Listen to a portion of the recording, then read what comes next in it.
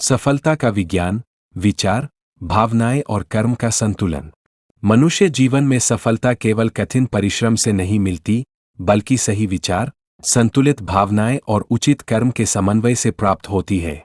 बहुत से लोग मानते हैं कि केवल प्रयास ही सफलता का कारण है, परंतु यह दृष्टिकोण अधूरा है।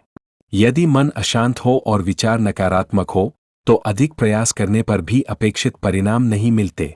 सफलता के 3 प्रमुख स्तंभ हैं: थॉट अर्थात विचार, इमोशन अर्थात भावनाएं और एक्शन अर्थात कर्म। विचार व्यक्ति को दिशा देते हैं, भावनाएं ऊर्जा और प्रेरणा प्रदान करती है, कर्म उन विचारों और भावनाओं को वास्तविकता में बदलते हैं। इसलिए सफलता का वास्तविक सूत्र है सफलता सही विचार प्लस सकारात्मक भावनाएं प्लस निरंतर कर्म। मानव जीवन को 2 स्तरों पर समझा जा सकता है। पहला है मानसिक स्तर, जिसमें विचार, भावनाएं, विश्वास और दृष्टिकोण शामिल है।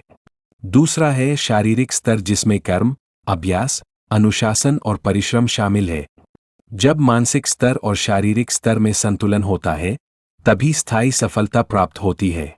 यदि विचार सकारात्मक हो लेकिन कर्म न हो, तो केवल कल्पना रह जाती है। दूसरी ओर यदि कर्म बहुत अधिक हो लेकिन मन में भय, तनाव और नकारात्मकता हो, तो व्यक्ति थक जाता है और सफलता दूर रह जाती है। भारतीय दर्शन भी मन और कर्म के संतुलन पर बल देता है। भगवद गीता में भगवान श्री कृष्ण कहते हैं, कर्मण्येवाधिकारस्ते मा फलेषु कदाचन, अर्थात मनुष्य का अधिकार कर्म करने में है, परंतु कर्म करते समय मानसिक संतुलन और फल के प्रति आसक्ति का त्याग आवश्यक है। छांदोग्य उपनिषद में कहा गया है, यद्भावं तद्भवति, अर्थात जैसा व्यक्ति सोचता और अनुभव करता है, वैसा ही उसका व्यक्तित्व और जीवन बनता है। आधुनिक मनोविज्ञान भी इस सिद्धांत की पुष्टि करता है। कॉग्निटिव बिहेवियरल थेरेपी के अनुसार व्यक्ति के विचार उसकी भावनाओं को प्रभावित करते हैं और भावनाएं उसके व्यवहार तथा कर्म को निर्धारित करती है। इस प्रकार सफलता केवल एक्शन अर्थात प्रयास का परिणाम नहीं है।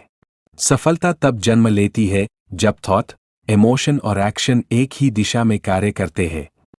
कहा जा सकता है कि मानसिक संतुलन प्लस शारीरिक प्रयास स्थायी सफलता। जो व्यक्ति अपने विचारों को शुद्ध करता है, भावनाओं को संतुलित रखता है और निरंतर कर्म करता है, वही जीवन में वास्तविक सफलता प्राप्त करता है।